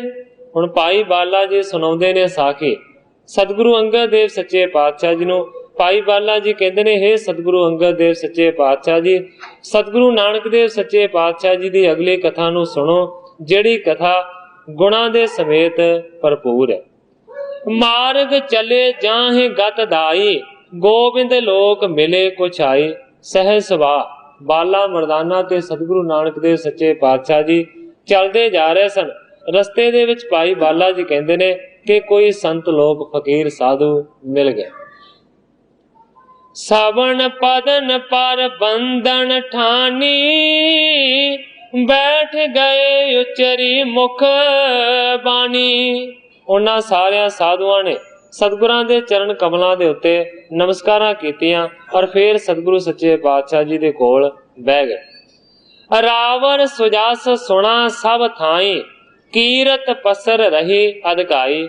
ਉਹਨਾਂ ਸੰਤਾਂ ਨੇ ਗੁਰੂ ਜੀ ਦੇ ਚਰਨਾਂ ਦੇ ਵਿੱਚ ਅਰਜ਼ ਕੀਤੀ ਹੈ ਕਿ ਤੁਹਾਡਾ ਜਿਹੜਾ ਜਸ ਹੈ ਉਹ ਹਰ ਇੱਕ ਜਗ੍ਹਾ ਦੇ ਉੱਤੇ ਫੈਲਿਆ ਹੋਇਆ। ਅਸੀਂ ਹਰ ਇੱਕ ਜਗ੍ਹਾ ਤੋਂ ਤੁਹਾਡੇ ਜਸ ਦੀ ਗੱਲ ਨੂੰ ਸੁਣ ਕੇ ਤੁਹਾਡੇ ਕੋਲ ਪਹੁੰਚੇ। ਚਹਿਤ ਮਿਲਾਪ ਬਿਤਿਓ ਕਿਤ ਕਾਲਾ, ਅਕਸ ਮਾਤਰ ਅਬ ਮਿਲੇ ਕਿਰਪਾਲਾ। ਸਾਰੇ ਕਹਿੰਦੇ ਨੇ ਕਿ ਬੜੇ ਚਿਰ ਦੀ ਤਾਂਘ ਸੀ, ਲਾਲਸਾ ਸੀ ਕਿ ਕਦੋਂ ਤੁਹਾਡੇ ਨਾਲ ਮਿਲਾਪ ਹੋਵੇ। ਅੱਜ ਰੱਬ ਸਬਬੀ ਅਕਸ ਮਾਤਰ ਤੁਹਾਡਾ ਦਰਸ਼ਨ ਨਸੀਬ ਹੋਇਆ। ਕਰਨ ਸਮਾਖਣ ਰਾਵਰ ਸਾਥਾ, ਬੂਝਣ ਚਾਹੇ ਪ੍ਰਭੂ ਕੀ ਗਾਥਾ। ਇਸ ਤੋਂ ਬਾਅਦ ਉਹਨਾਂ ਸੰਤਾਂ ਨੇ ਆਖਿਆ ਹੈ ਕਿ ਤੁਹਾਡੇ ਨਾਲ ਅਸੀਂ ਕੁਝ ਪ੍ਰਸ਼ਨ ਉੱਤਰ ਕਰਨੇ ਚਾਹੁੰਦੇ ਹਾਂ, ਤੁਹਾਡੇ ਤੋਂ ਅਸੀਂ ਪ੍ਰਭੂ ਦੀ ਗਾਥਾ ਪੁੱਛਣੀ ਚਾਹੁੰਦੇ ਹਾਂ।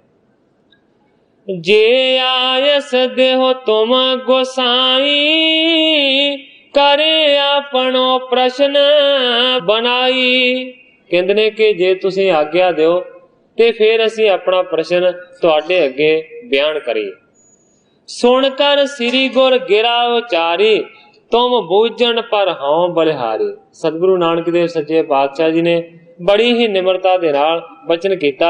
कहंदे ने, हे संत जनो, हे संत लोको, तुहाडे प्रश्न पुछण दे उत्ते मैं बलिहार जांदा हां, वारे जांदा हां। जी सदके जो पुछना है पुछो। यां ते पयो प्रेम अभिरामो, हर चर्चा भगतन को कामो। कहंदे ने कि हरि दे गुणां दी चर्चा करनी यही ते भगतां दा नेक आचरण है, यही ते नेक कर्म है। सतगुरु सच्चे पातशाह जी कहंदे ने, जे तुसी परमेश्वर दे बारे गल करनी है ते जरूर करो, मैं बलिहार जांदा हां तुहाडे तो, जरूर परमेश्वर दी गल मेरे तो पुछो। इस बिद सफली घड़ी बिहावै, ज्ञान कथा को सुनै सुनावै। सतगुरु सच्चे पातशाह जी कहंदे ने कि जेकर इस तरीके दे नाल असी घड़ी नूं बतीत करांगे ते साडी ये ਜਿਹੜੀ ਘੜੀ है ਉਹ ਵੀ प्रभु ਦੀ ਦਰਗਾਹ ਦੇ ਵਿੱਚ ਲੇਖੇ ਲੱਗ ਜਾਵੇਗੀ। ਇਹ ਵੀ ਸਾਡਾ ਸਤਸੰਗ ਬਣ ਜਾਵੇਗਾ। ਗਿਆਨ ਕਥਾ ਕੋ ਸੁਣੈ ਸੁਣਾਵੇਂ, प्रभु ਦੇ ਗਿਆਨ ਦੀਆਂ ਗੱਲਾਂ ਨਾਲੇ ਤੁਹਾਡੇ ਤੋਂ ਸੁਣਾਂਗੇ ਤੇ ਨਾਲੇ ਅਸੀਂ ਸੁਣਾਵਾਂਗੇ। ਕਿਉਂਕਿ ਸਤਸੰਗ ਉਹੀ ਹੁੰਦਾ ਹੈ ਜਿੱਥੇ प्रभु ਦੇ ਗੁਣਾਂ ਦਾ ਗਾਣ ਕੀਤਾ ਜਾਵੇ, ਉਸ ਦੇ ਉੱਤੇ ਵਿਚਾਰ ਵਟਾਂਦਰਾ ਕੀਤਾ ਜਾਵੇ। ਇਹ ਨਹੀਂ ਸਮਝਣਾ ਕਿ ਹਰੀ ਮੰਦਰ ਦੇ ਵਿੱਚ ਆ ਗਏ ਜਾਂ ਇੱਥੇ ਹੀ ਸਤਸੰਗ ਹੈ। ਜਿੱਥੇ ਦੋ ਜਾਂ ਦੋ ਤੋਂ ਵੱਧ ਆਦਮੀ ਬੈਠ ਕੇ ਪ੍ਰਭੂ ਦੇ ਸਤਿਗੁਰੂ ਦੇ ਬਚਨ ਵਿਲਾਸ ਕਰਦੇ ਨੇ, ਉਹ ਵੀ ਸਤਸੰਗ ਹੈ। ਸਤਸੰਗ ਕਿਤੇ ਵੀ ਹੋ ਸਕਦਾ ਹੈ। ਸੋ ਮੇਰਾ ਸਿਰਫ ਕਹਿਣ ਤੋਂ ਭਾਵ ਹੈ ਕਿ ਰਾਹ ਜਾਂਦੇ ਜਾਂਦੇ ਸਤਿਗੁਰੂ ਜੀ ਬਹਿ ਗਏ, ਉਹ ਸਾਧੂ ਫਕੀਰ ਮਿਲ ਗਏ ਤੇ ਸਤਿਗੁਰੂ ਸੱਚੇ ਪਾਤਸ਼ਾਹ ਜੀ ਕਹਿੰਦੇ ਨੇ ਫੇਰ ਕੀ ਹਰਜ ਹੈ, ਅਸੀਂ ਤੇ ਅੱਗੇ ਵੀ ਤੁਰਦੇ ਜਾਣਾ ਹੈ। ਜੇ ਇੱਥੇ ਤੁਹਾਡੇ ਨਾਲ ਕੁਝ ਗਿਆਨ ਦੀ, ਪ੍ਰਭੂ ਦੇ ਗੁਣਾਂ ਦੀ ਚਰਚਾ ਹੋ ਜਾਵੇਗੀ ਤੇ ਸਾਡਾ ਸਤਸੰਗ ਬਣ ਜਾਵੇਗਾ। ਇਹ ਘੜੀਆਂ ਲੇਖੇ ਲੱਗ ਜਾਣਗੀਆਂ। गुरु जी ने आख्या, जो पूछना चाहते हो निरसंशय होके, शक तो रहत होके पूछो। संत कहे करतार जो, कैसा ताहे बनाए, रूप रंग जस चिन्ह हो, सो तुम दियो सुनाए। ते उन्होंने सतगुरां दे अगे सवाल कीता है, कहंदे ने करतार जो कैसा होए, ਤੁਸੀਂ ਸਾਨੂੰ ਇਹ ਦੱਸੋ ਕਿ ਜਿਹਨੂੰ ਕਰਤਾਰ ਕਹਿੰਦੇ ਨੇ, ਜਿਹਨੂੰ ਪਰਮੇਸ਼ਰ ਕਹਿੰਦੇ ਨੇ, ਉਹ ਕਿਸ ਤਰ੍ਹਾਂ ਦਾ ਹੈ, ਉਹਦੀ ਕਿਸ ਤਰ੍ਹਾਂ ਦੀ ਬਣਾਵਟ ਹੈ।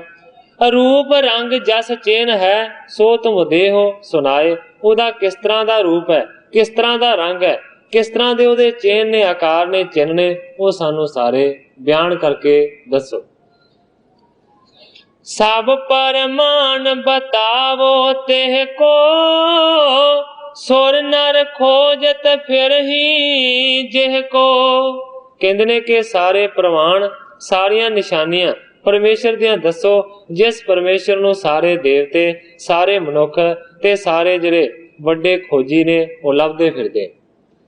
किस प्रकार से उत्पत पायो, किदों आप ही ते बन गयो। दूसरा सवाल कीता है कि तुसीं ये भी दसो कि वो किस तरह उत्पत होया, किस तरह पैदा होया, या कि वो आप अपने आप ही बन गया। तुम हो मिले पेव सब जानो, पराउरा लख लियत पछानो। सतगुरु नानक देव सच्चे पातशाह जी नूं उन्हां ने आख्या है कि असीं सुनिया है कि तुसीं प्रभु दी दरगाह दे विच गए सी, तुहाडा उन्हां दे नाल मिलाप होया है, इस करके तुसीं सारे परमेश्वर दे भेद नूं जाणदे हो। दसो कि ਉਹ किस तरह ਦਾ है, ਤੁਸੀਂ ਸਾਰਾ ਕੁਝ ਜਾਣਦੇ ਹੋ, ਇਸ ਕਰਕੇ ਤੁਹਾਡੇ ਤੋਂ ਅਸੀਂ ਪੁੱਛਿਆ। ਸੁਣ ਗੁਣ ਖਾਨੀ ਉਚਰੀ ਬਾਣੀ, ਆਹੋ ਸੰਤ ਤੇ ਅੰਤ ਨਾ ਜਾਣੀ। ਸਤਿਗੁਰੂ ਨਾਨਕ ਦੇਵ ਸੱਚੇ ਪਾਤਸ਼ਾਹ ਜੀ ਨੇ ਗੁਣਾਂ ਦੀ ਖਾਨ ਨੇ ਉਸ ਵੇਲੇ ਬਚਨ ਕੀਤਾ, ਕਹਿੰਦੇ ਨੇ ਆਹੋ ਸੰਤ ਤੇ ਅੰਤ ਨਾ ਜਾਣੇ। हे संत जनो, उस परमेश्वर दा अंत किसे तो जानिया नहीं जाता। कहन बेअंत अंत ए आही, और ना तेह को जानियो जाही। सतगुरु सच्चे पातशाह जी कहते ने कि सिर्फ ये कह देना कि वो बेअंत है, यही उस परमेश्वर दा अंत है। असी कहने हाँ उस दे अंत दे बारे कि वो बेअंत है, इस तो इलावा और कोई भी कुछ कह नहीं सकता परमेश्वर दे बारे। अस कह सिर गुर परम उदारा, ਸ਼ਬਦ ਗੂਜਰੀ ਬਿਖੈ ਉਚਾਰਾ। ਇਸ ਤਰ੍ਹਾਂ ਪਰਮ ਉਦਾਰ ਸਤਿਗੁਰੂ ਜੀ ਨੇ ਬਚਨ ਕੀਤਾ ਤੇ ਫਿਰ ਗੂਜਰੀ ਰਾਗ ਦੇ ਵਿੱਚ ਗੁਰੂ ਜੀ ਨੇ ਇੱਕ ਸ਼ਬਦ ਉਚਾਰਨ ਕੀਤਾ ਇਸ ਪ੍ਰਥਾਏ। ਗੂਜਰੀ ਮਹੱਲਾ ਪਹਿਲਾ। ਨਾਭ ਕਮਲ ਤੇ ਬ੍ਰਹਮਾ ਉਪਜੇ, ਵੇਦ ਪੜੈ ਮੁਖ ਕੰਠ ਸਵਾਰ। ਤਾਕੋ ਅੰਤ ਨ ਜਾਈ ਲਖਣਾ, ਆਵਤ ਜਾਤ ਰਹਿ ਗੁਬਾਰ। ਪ੍ਰੀਤਮ ਕਿਉ ਬਿਸਰੈ ਮੇਰੇ ਪ੍ਰਾਣ ਆਧਾਰ। ਜਾਕੀ ਭਗਤ ਕਰੈ ਜਨ ਪੂਰੇ, ਮੁਨ ਜਨ ਸੇਵੈ ਗੁਰ ਵਿਚਾਰ। ਇਹ ਸਤਿਗੁਰੂ ਨਾਨਕ ਦੇਵ ਸੱਚੇ ਪਾਤਸ਼ਾਹ ਜੀ ਨੇ ਇਸ ਸ਼ਬਦ ਦੀਆਂ ਪਹਿਲੀਆਂ ਪੰਕਤੀਆਂ ਆਖੀਆਂ ਨੇ। ਇਸ ਸ਼ਬਦ ਦਾ ਸਾਰਾ ਜਿਹੜਾ ਅਰਥ ਹੈ ਨਾ, ਉਹ ਗ੍ਰੰਥਾਕਾਰ ਜੀ ਆਪ ਹੀ ਆਪਣੀ ਕਵਿਤਾ ਦੇ ਵਿੱਚ ਕਰਨ। ਸ੍ਰੀ ਨਾਰਾਇਣ ਨਾਭ ਤੇ ਉਪਜਿਓ ਕਮਲ ਅਨੂਪ। ਤਿਸ ਮਾਹੀ ਬ੍ਰਹਮਾ ਭਇਓ, ਚਤਰ ਬਦਨ ਜਿਸ ਰੂਪ। ਨਾਭ ਕਮਲ ਤੇ ਬ੍ਰਹਮਾ ਉਪਜੇ, ਇਸ ਤੁਕ ਦਾ ਅਰਥ ਕਰਦੇ ਨੇ ਸਤਿਗੁਰੂ ਸੱਚੇ ਪਾਤਸ਼ਾਹ ਜੀ। ਕਹਿੰਦੇ ਨੇ ਕਿ ਨਾਰਾਇਣ ਦੀ ਨਾਭੀ ਤੋਂ ਧੁੰਨੀ ਦੇ ਵਿੱਚੋਂ ਕਮਲ ਦਾ ਫੁੱਲ ਪੈਦਾ ਹੋਇਆ ਅਨੂਪਮ, ਔਰ ਉਸ ਕਮਲ ਦੇ ਫੁੱਲ ਦੇ ਵਿੱਚੋਂ ਬ੍ਰਹਮਾ ਜੀ ਦੀ ਰਚਨਾ ਹੋਈ। ਚਾਰ ਮੂੰਹਾਂ ਵਾਲਾ ਜਿਹੜਾ ਬ੍ਰਹਮਾ ਹੈ ਨਾ, ਉਹ ਕਮਲ ਦੇ ਫੁੱਲ ਤੋਂ ਪੈਦਾ ਹੋਇਆ। ਸੋ ਖੋਜਣ ਲਾਗਿਓ ਕਰਤਾਰਾ, ਨਹੀਂ ਜਾਣਿਓ ਤੇ ਪਾਰਾ ਵਾਰਾ। ਹੁਣ ਸਤਿਗੁਰੂ ਸੱਚੇ ਪਾਤਸ਼ਾਹ ਜੀ ਅਕਾਲ ਪੁਰਖ ਦੀ ਗੱਲ ਕਰਦੇ ਨੇ। ਕਹਿੰਦੇ ਨੇ ਕਿ ਬ੍ਰਹਮਾ ਜੀ ਨੇ ਵੀ ਚਾਹਿਆ ਕਿ ਮੈਂ ਕਰਤਾਰ ਨੂੰ, ਪਰਮੇਸ਼ਰ ਨੂੰ ਖੋਜਾਂ। ਨਹੀਂ ਜਾਣਿਓ ਤੇ ਪਾਰਾਵਾਰ, ਪਰ ਬ੍ਰਹਮਾ ਤੋਂ ਵੀ ਉਸ ਪਰਮੇਸ਼ਰ ਦਾ ਨਿਰੰਕਾਰ ਦਾ ਪਾਰਾਵਾਰ ਪਾਇਆ ਨਹੀਂ ਗਿਆ। ਖੋਜਤ ਖੋਜਤ ਰਹਿ ਗਿਓ ਹਾਰੂ, ਨਰ ਬਪੋਰੇ ਕੀ ਕੌਣ ਵਿਚਾਰੂ। ਸਤਿਗੁਰੂ ਸੱਚੇ ਪਾਤਸ਼ਾਹ ਜੀ ਕਹਿੰਦੇ ਨੇ ਬ੍ਰਹਮਾ ਵੀ ਲੱਭਦਿਆਂ ਲੱਭਦਿਆਂ ਥੱਕ ਹਾਰ ਕੇ ਬਹਿ ਗਿਆ। ਨਰ ਬਪਰੇ ਕੀ ਕੌਣ ਵਿਚਾਰੂ, ਤੇ ਮਨੁੱਖ ਵਿਚਾਰੇ ਬਪੜੇ ਦੀ ਕਿਸ ਤਰ੍ਹਾਂ ਦੀ ਵਿਚਾਰ ਉੱਚੀ ਹੋ ਸਕਦੀ ਹੈ, ਉਹਦਾ ਤੇ ਪਾਰਾਵਾਰ ਬ੍ਰਹਮਾ ਨੇ ਵੀ ਨਹੀਂ ਪਾਇਆ। ਕਹੈ ਸੰਤ ਸਭ ਹਮੇ ਸੁਣਾਵੋ, ਜਿਉ ਖੋਜੀ ਹੈ ਆਦ ਬਤਾਵੋ। ਜਦੋਂ ਬ੍ਰਹਮਾ ਦੀ ਗੱਲ ਕੀਤੀ, ਉਸ ਵੇਲੇ ਉਹ ਸੰਤ ਜਨਾਂ ਨੇ ਆਖਿਆ ਕਿ ਸਾਰੀ ਬ੍ਰਹਮਾ ਦੀ ਕਥਾ ਸੁਣਾਓ ਕਿ ਕਿਸ ਤਰ੍ਹਾਂ ਉਸਨੇ ਪ੍ਰਭੂ ਨੂੰ ਖੋਜਣ ਦਾ ਯਤਨ ਕੀਤਾ ਸੀ ਔਰ ਕਿਸ ਤਰ੍ਹਾਂ ਉਹ ਅਸਫਲ ਹੋਇਆ ਸੀ। ਕੋਏ ਨਾ ਤੁਮ ਤੇ ਦੁਰਿਓ ਬਿਰਤੰਤਾ, ਕਾਰ ਪਾਰ ਬਦਰ ਹਿਰਦੈ ਅਸ ਗਿਆਤਾ। ਉਹਨਾਂ ਸੰਤ ਜਨਾਂ ਨੇ ਸਵਾਲ ਕੀਤਾ ਹੈ ਕਿ ਕੋਈ ਵੀ ਐਸਾ ਬਿਰਤਾਂਤ ਨਹੀਂ ਹੈ, ਕੋਈ ਵੀ ਐਸਾ ਦ੍ਰਿਸ਼ਟਾਂਤ ਨਹੀਂ ਹੈ, ਕੋਈ ਵੀ ਐਸੀ ਘਟਨਾ ਨਹੀਂ ਹੈ ਕਿ ਜਿਹੜੀ ਤੁਹਾਡੇ ਤੋਂ ਛੁਪੀ ਹੋਵੇ। ਕਾਰ ਪਰ ਬਦਰ ਹਿਰਦੈ ਅਸ ਗਾਤਾ, ਕਹਿਣ ਤੋਂ ਭਾਵਿਆ ਕਿ ਜਿਸ ਤਰ੍ਹਾਂ ਹੱਥ ਦੇ ਉੱਤੇ ਬੇਰ ਰੱਖਿਆ ਹੁੰਦਾ ਹੈ ਤੇ ਪ੍ਰਗਟ ਰੂਪ ਦੇ ਵਿੱਚ ਰੱਖਿਆ ਹੋਇਆ ਬੇਰ ਸਾਹਮਣੇ ਦਿਸ ਪੈਂਦਾ ਹੈ, ਕੋਈ ਉਸ ਦੇ ਵਿੱਚ ਸਮਰੱਥਾ ਨਹੀਂ ਲੱਗਦੀ। ਇਸ ਤਰ੍ਹਾਂ ਦਾ ਤੁਹਾਡੇ ਅੰਦਰ ਗਿਆਨ ਹੈ ਜਿਵੇਂ ਪ੍ਰਗਟ ਰੂਪ ਦੇ ਵਿੱਚ ਹੱਥ ਦੇ ਉੱਤੇ ਬੇਰ ਰੱਖਿਆ ਹੋਵੇ। ਕਹਿੰਦੇ ਨੇ ਕਿ ਕੋਈ ਘਟਨਾ ਤੁਹਾਡੇ ਤੋਂ ਲੁਕੀ ਛਿਪੀ ਨਹੀਂ ਹੈ। ਦੱਸੋ ਕਿ ਕਿਸ ਤਰ੍ਹਾਂ ਬ੍ਰਹਮਾ ਨੇ ਲੱਭਣ ਦੀ ਕੋਸ਼ਿਸ਼ ਕੀਤੀ, ਕਿਸ ਤਰ੍ਹਾਂ ਪਰਮੇਸ਼ਰ ਜੀ ਉਸ ਨੂੰ ਨਾ ਲੱਭੇ। ਸ੍ਰੀ ਗੁਰ ਭਣੈ ਸੁਣੋ ਹਿਤ ਸੰਗਾ, ਸ੍ਰਿਸ਼ਟ ਸਿਰਜਣ ਤੇ ਪ੍ਰਥਮ ਪ੍ਰਸੰਗਾ। ਉਸ ਵੇਲੇ ਸਤਿਗੁਰੂ ਨਾਨਕ ਦੇਵ ਸੱਚੇ ਪਾਤਸ਼ਾਹ ਜੀ ਕਹਿੰਦੇ ਨੇ ਸੁਣੋ ਪ੍ਰੇਮ ਦੇ ਨਾਲ ਇਸ ਪ੍ਰਸੰਗ ਨੂੰ। ਇਹ ਪ੍ਰਸੰਗ ਉਦੋਂ ਦਾ ਹੈ ਜਦੋਂ ਅਜੇ ਸ੍ਰਿਸ਼ਟੀ ਦੀ ਸਾਜਨਾ ਨਹੀਂ ਸੀ ਹੋਈ, ਇਹ ਉਦੋਂ ਦਾ ਵੀ ਪਹਿਲਾਂ ਦਾ ਪ੍ਰਸੰਗ। ਬ੍ਰਹਮਾ ਪਾਇਓ ਕਮਲ ਤੇ ਜਬ ਹੀ, ਉਸਤਤ ਠਾਨੀ ਪ੍ਰਭੂ ਕੀ ਤਬ ਹੀ। ਗੁਰੂ ਜੀ ਸੁਣਾਉਂਦੇ ਨੇ ਸਾਖੀ ਕਿ ਜਦੋਂ ਅਜੇ ਸ੍ਰਿਸ਼ਟੀ ਦੀ ਸਾਜਨਾ ਨਹੀਂ ਸੀ ਹੋਈ, ਸਾਰਿਆਂ ਤੋਂ ਪਹਿਲਾਂ ਪਰਮੇਸ਼ਰ ਨੇ ਬ੍ਰਹਮਾ ਨੂੰ ਪ੍ਰਗਟ ਕੀਤਾ ਔਰ ਕਮਲ ਦੇ ਫੁੱਲ ਦੇ ਵਿੱਚੋਂ ਬ੍ਰਹਮਾ ਪ੍ਰਗਟ ਹੋਏ। ਜਦੋਂ ਬ੍ਰਹਮਾ ਜੀ ਕਮਲ ਦੇ ਫੁੱਲ ਤੋਂ ਪ੍ਰਗਟ ਹੋਏ ਤੇ ਫਿਰ ਉਹਨਾਂ ਨੇ ਉਸਤਤੀ ਕੀਤੀ ਉਸ ਨਿਰੰਕਾਰ ਪਰਮੇਸ਼ਰ ਦੀ। ਤਤ ਗਿਆਨ ਕੇ ਜਾਣਬੇ, ਜਗੀ ਪ੍ਰੀਤ ਮਨ ਮਾਹੇ। ਕੈਸੋ ਕਰਤਾ ਪੁਰਖ ਹੈ, ਦੇਖਣ ਉਮਗੀ ਚਾਹੇ। ਉਸ ਵੇਲੇ ਤਤ ਗਿਆਨ ਨੂੰ ਜਾਣਨ ਦੀ ਮਨ ਦੇ ਵਿੱਚ ਪ੍ਰੀਤ ਪੈਦਾ ਹੋਈ ਹੈ ਬ੍ਰਹਮਾ ਜੀ ਦੇ। ਕੈਸੋ ਕਰਤਾ ਪੁਰਖ ਹੈ, ਉਸਨੇ ਸੋਚਿਆ ਕਿ ਮੈਂ ਦੇਖਾਂ ਕਿ ਕਿਸ ਤਰ੍ਹਾਂ ਦਾ ਹੈ ਉਹ ਕਰਤਾ ਪੁਰਖ, ਸਾਰਿਆਂ ਨੂੰ ਸਿਰਜਣ ਵਾਲਾ। ਰਿਚਾ ਪ੍ਰਸ਼ੰਸਾ ਕੀ ਬਹੁ ਕਰਹੀ, ਲਾਏ ਪ੍ਰੀਤ ਮੁਖ ਬਚਨ ਉਚਰਹੀ। ਉਸ ਵੇਲੇ ਉਹਨੇ ਉਸਤਤੀ ਦੀਆਂ ਰਿਚਾਂ ਬਣਾਈਆਂ ਨੇ, ਲਿਖਣਾ ਸ਼ੁਰੂ ਕੀਤਾ ਔਰ ਬਚਨ ਮੁਖ ਤੋਂ ਉਚਾਰੇ। ਮਦਰ ਮਦਰ ਸੁਰ ਜਿਉ ਤਬ ਗਾਵੈ, ਅਦਕ ਰੀਝ ਤੇ ਹਰਖ ਬੜਾਵੈ। ਮਿੱਠੀਆਂ ਮਿੱਠੀਆਂ ਸੁਰਾਂ ਦੇ ਨਾਲ ਉਸਨੇ ਫਿਰ ਪ੍ਰਭੂ ਦੇ ਗੁਣਾਂ ਦਾ ਗਾਣ ਕੀਤਾ ਹੈ, ਬਹੁਤਾ ਹੀ ਜ਼ਿਆਦਾ ਰੀਝ ਰੀਝ ਕੇ ਖੁਸ਼ੀ ਦੇ ਨਾਲ ਗਾਣ ਕੀਤਾ। ਬਦੈ ਪ੍ਰੀਤ ਪੁਨ ਅਵਰ ਕਰੇ, ਅਰਥ ਵਿਚਾਰ ਬੜੋ ਸੁਖ ਲਈ।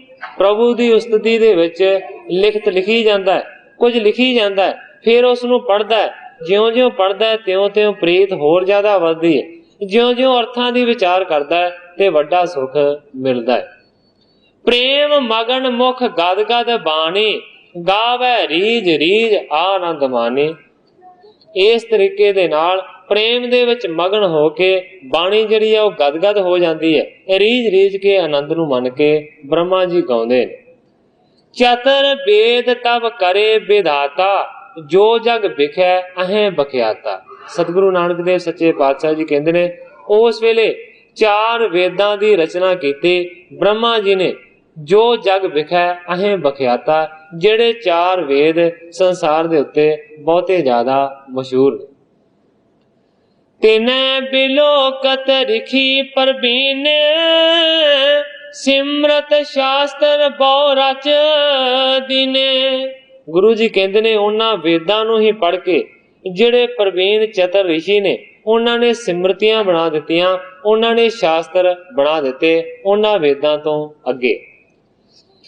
ਚਤਰ ਵੇਦ ਅਸ ਕਰ ਬਹੁਰ, ਔਰ ਮੈਂ ਕੀਨ ਵਿਚਾਰ। ਕਿਸ ਤੇ ਮੈਂ ਉਤਪਤ ਭਇਓ, ਕੋਈ ਉਪਜਾਵਨ ਹਾਰ। ਸਤਿਗੁਰੂ ਨਾਨਕ ਦੇਵ ਸੱਚੇ ਪਾਤਸ਼ਾਹ ਜੀ ਕਹਿੰਦੇ ਨੇ ਜਦੋਂ 4 ਵੇਦ ਬ੍ਰਹਮਾ ਨੇ ਲਿਖ ਲਏ, ਉਸ ਤੋਂ ਬਾਅਦ ਬ੍ਰਹਮਾ ਜੀ ਨੇ ਆਪਣੇ ਮਨ ਦੇ ਨਾਲ ਵਿਚਾਰ ਕੀਤਾ ਕਿਸ ਤੇ ਮੈਂ ਉਤਪਤ ਭਇਓ, ਕਿ ਮੈਂ ਕਿਸ ਚੀਜ਼ ਤੋਂ ਪੈਦਾ ਹੋਇਆ, ਕੌਣ ਉਪਜਾਵਣ ਹਾਰ, ਮੈਨੂੰ ਬਣਾਉਣ ਵਾਲਾ ਕੌਣ ਹੈ। ਵਿਚਾਰ ਪੈਦਾ ਹੋਇਆ। ਕਰੀ ਦ੍ਰਿਸ਼ਟ ਦੇਖੀ ਦਿਸ਼ ਚਾਰਾ, ਜਹ ਤਹ ਜਲ ਹੈ ਅਪਰ ਅਪਾਰਾ। ਜਦੋਂ ਬ੍ਰਹਮਾ ਜੀ ਨੇ ਵਿਚਾਰ ਕੀਤੀ ਆਪਣੇ 4 ਸਫੇਰੇ ਉਸਨੇ ਨਜ਼ਰ ਮਾਰੀ, ਕੀ ਦੇਖਦਾ ਹੈ ਕਿ ਹਰ ਇੱਕ ਪਾਸੇ ਜਲ ਹੀ ਜਲ ਹੈ, ਪਾਣੀ ਹੀ ਪਾਣੀ ਹੈ, ਬੇਅੰਤ ਪਾਣੀ ਹੈ, ਹੋਰ ਕੋਈ ਵੀ ਚੀਜ਼ ਨਜ਼ਰ ਨਹੀਂ ਆਉਂਦੀ। ਕੈ ਮੈਂ ਹੋ ਕੈ ਜਲ ਹੈ ਦੂਜੋ, ਔਰ ਨ ਕਿਹ ਥਲ ਦੀਸਤ ਤੀਜੋ। ਬ੍ਰਹਮਾ ਜੀ ਦੇ ਮਨ ਦੇ ਵਿੱਚ ਖਿਆਲ ਪੈਦਾ ਹੋਇਆ ਕੈ ਮੈਂ ਹੋ ਕੈ ਜਲ ਹੈ ਦੂਜੋ। ਸੋਚਦਾ ਜਾਂ ਤੇ ਮੈਂ ਹਾਂ ਜਾਂ ਫਿਰ ਦੂਸਰਾ ਪਾਣੀ ਹੈ, ਹੋਰ ਤੀਸਰੀ ਤੇ ਗੱਲ ਕੋਈ ਇੱਥੇ ਹੈ ਹੀ ਨਹੀਂ, ਤੀਜਾ ਤੇ ਕੋਈ ਹੈ ਨਹੀਂ ਹੈ, ਜਾਂ ਮੈਂ ਹਾਂ ਜਾਂ ਪਾਣੀ। ਉਪਜਿਓ ਗਰਭ ਨਾ ਮੋਹ ਨੇ ਆਨਾ, ਮੈਂ ਕਿਹ ਉਸਤਤ ਕਰੋ ਬਖਾਨਾ। ਮਨ ਦੇ ਵਿੱਚ ਬ੍ਰਹਮਾ ਜੀ ਦੇ ਹੰਕਾਰ ਪੈਦਾ ਹੋ ਗਿਆ ਕਿ ਤੀਸਰੀ ਤੇ ਕੋਈ ਗੱਲ ਹੀ ਨਹੀਂ ਹੈ, ਜਾਂ ਮੈਂ ਹਾਂ ਜਾਂ ਪਾਣੀ ਹੈ। ਤੇ ਕਹਿੰਦਾ ਫਿਰ ਮੈਂ ਕਿਉਂ ਐਵੇਂ ਬੇਕਾਰ ਦੇ ਵਿੱਚ ਉਸਤਤੀ ਕਰਦਾ ਰਿਹਾ ਹਾਂ, ਐਵੇਂ ਬੇਕਾਰ ਦੇ ਵਿੱਚ ਹੰਕਾਰ ਪੈਦਾ ਹੋ ਗਿਆ। ਨਾ ਮੋਹ ਨੇ ਆਨਾ, ਮੇਰੇ ਤੋਂ ਬਗੈਰ ਹੋਰ ਕੋਈ ਹੈ ਹੀ ਨਹੀਂ ਹੈ, ਤੇ ਮੈਂ ਕਿਉਂ ਉਸਦੀ ਉਸਤਤੀ ਕਰਾਂ ਜਿਹੜਾ ਕਦੇ ਦੇਖਿਆ ਹੀ ਨਹੀਂ। ਕਰਨ ਕਰਾਵਣ ਮੈਂ ਕਰਤਾਰਾ, ਅਪਰ ਨ ਹੈ ਕੋ ਸਿਰਜਣ ਹਾਰਾ। ਸੋਚਿਆ ਬ੍ਰਹਮਾ ਨੇ ਕਿ ਕਰਨ ਤੇ ਕਰਾਉਣ ਵਾਲਾ ਮੈਂ ਹੀ ਕਰਤਾਰ ਹਾਂ, ਮੈਂ ਹੀ ਪਰਮੇਸ਼ਰ ਹਾਂ, ਹੋਰ ਕੋਈ ਵੀ ਮੈਨੂੰ ਸਿਰਜਣਹਾਰਾ ਬਣਾਉਣ ਵਾਲਾ ਨਹੀਂ। ਜੇ ਹੋਵਤ ਤੋ ਦੀਸਤ ਮੋਹੀ, ਲਖਿਓ ਨਾ ਕੋ ਜਾਂ ਤੇ ਨਹੀਂ ਹੋਹੀ। ਸੋਚਦਾ ਕਿ ਜੇ ਮੈਨੂੰ ਬਣਾਉਣ ਵਾਲਾ ਕੋਈ ਪਰਮੇਸ਼ਰ ਹੁੰਦਾ ਤੇ ਮੈਨੂੰ ਦਿਸਦਾ, ਕਿਉਂਕਿ ਪਾਣੀ ਤੋਂ ਬਗੈਰ ਮੈਨੂੰ ਹੋਰ ਕੋਈ ਚੀਜ਼ ਨਹੀਂ ਦਿਸਦੀ। ਇਸ ਕਰਕੇ ਕਹਿੰਦਾ ਨਹੀਂ ਹੋਏ, ਕੋਈ ਨਹੀਂ ਹੋਵੇਗਾ ਮੈਨੂੰ ਬਣਾਉਣ ਵਾਲਾ। ਇਸ ਤਰ੍ਹਾਂ ਉਸਨੇ ਮਨ ਦੇ ਵਿੱਚ ਹੰਕਾਰ ਕੀਤਾ। ਇਸ ਬਿਦਰ ਦਾ ਗਰਭ ਜਬ ਪਾਇਓ, ਮੈਂ ਹੋ ਅਪਰ ਨ ਕਰਤਾ ਬਿਓ। ਹੁਣ ਸਤਿਗੁਰੂ ਨਾਨਕ ਦੇਵ ਸੱਚੇ ਪਾਤਸ਼ਾਹ ਜੀ ਸੁਣਾਉਂਦੇ ਨੇ ਸਾਖੀ ਕਿ ਜਦੋਂ ਇਸ ਤਰੀਕੇ ਦਾ ਹੰਕਾਰ ਪੈਦਾ ਹੋਇਆ ਬ੍ਰਹਮਾ ਦੇ ਮਨ ਦੇ ਵਿੱਚ ਕਿ ਮੈਂ ਹੀ ਮੈਂ ਹਾਂ, ਹੋਰ ਕੋਈ ਵੀ ਕਰਤਾਰ ਨਹੀਂ ਹੈ, ਤਬ ਗੰਭੀਰ ਤੁਨ ਸੋ ਮਦਰ, बाणी भई आकाश, क्यों गर्भत ब्रह्मा हृदय, मैं हो करत प्रकाश। उस वेले गुरु जी कहते ने कि नभ दे विचों, आकाश दे विचों बड़ी गंभीर ते मिठी आवाज इस तरह आई है, आकाशबाणी इस तरह हुई है, क्यों गर्भत ब्रह्मा हृदय, हे ब्रह्मा तू क्यों अपने आप दे विच हंकार करदा है। मैं हो करत प्रकाश, मैं ही हर एक जगह दे उत्ते प्रकाश कर रहा हाँ। ये आवाजा है। जिसते होयो जन्म तुम्हारा, तिह को खोजो आए बेचारा। कहते ने मैनू ते की खोजना है, इना वड्डा तू हंकार करदा है। आकाशबाणी होई कि जिदे तो तेरा जन्म होया ना, पहला तू उसदी खोज कर लै, उदी विचार कर कि तू किथों पैदा हो। सुन कर ब्रह्मे बचन उचारा, भली भांत सब सथल निहारा। सुन के आकाशबाणी दी गल नूं ब्रह्मा जी ने जवाब दिता, कहंदा मैं चंगे तरीके दे नाल हर गल दी पछाण कर ली है, मैं सारी जगह नूं निहार लिया, देख लिया। कहंदा कह मैं हूं, कह जल है इहां, अपर ना पिखियो पेख बहु रहा। कहंदा जा मैं हां, जा पानी है, इस जगह दे उत्ते तीसरी कोई भी चीज नहीं है। कहंदा होर कोई भी नहीं है, मैं चंगे तरीके दे नाल देख लिया। जे करती जो है के थाई, सो मोको अब दियो बताई। आकाशबाणी दा जवाब दिंदा है ब्रह्मा, कहंदा है कि जेकर कोई तीसरा है ते दिखाई देवे, जे तू बोल रहा है तू भी मैनू दिखाई दे, मैं जान लवांगा कि तू कोई चीज है। कहंदा है जे तीसरा है ते मैनू दिखाई देवे, मैनू दसे कि मैं तीसरा हाँ। मैनू ते लगदा है जा मैं हाँ जा पानी है, तीसरी कोई गलबात ही नहीं। तब आकाश बाणी ने कहा, जिस पर बैठ परम सुख लहा। आकाशबाणी हुई है, आवाजा आया है आकाश दे विचों, कहंदे ने ब्रह्मा किहड़ी चीज दे उत्ते तू बैठा होया परम सुख नूं धारण करके। सोय अपनी तू आद पछाण, इसको खोज गर्भ पुन ठाण। आकाशबाणी हुई है कि ब्रह्मा तू कमल दे फुल दे उत्ते बैठा होया, कहंदे ने कि यही तेरी आद है, कमल दा फुल ही तेरा सिरजण वाला है। इस दी पहला खोज कर लै, छोटे जे कमल दी फुल दी, फिर अपने मन दे विच हंकार पैदा कर। देख कमल बिद गिरायो चारी, ए तो छोटो मोह आगारी। कमल दे फुल दे वल देख के ब्रह्मा ने आख्या ये ते बड़ा छोटा जा, मेरे अगे छोटा जा फुल की है। कहंदा पिखों विशाल अपनी देही, आस मंजस पुन आए ना केही। कहंदा है कि ये कमल दा फुल मैनू किस तरह पैदा कर सकदा है। कहंदा है कि ये ते बड़ा छोटा जा, मेरी जिहड़ी देह है, मेरा जिहड़ा शरीर है, ये ते बहुत वड्डा है। इस करके संदेह वाली गल है, चित्त विच नहीं आउंदी कि इस तो मेरी पैदाइश किवें होई होएगी एक छोटे जे कमल दे फुल तो। अल्प वस्त कस जन विशाला, नभ में बोले बहुर अकाला। कहंदा है कि छोटी चीज वड्डी चीज नूं किस तरह जन सकदी है, किस तरह बना सकदी है।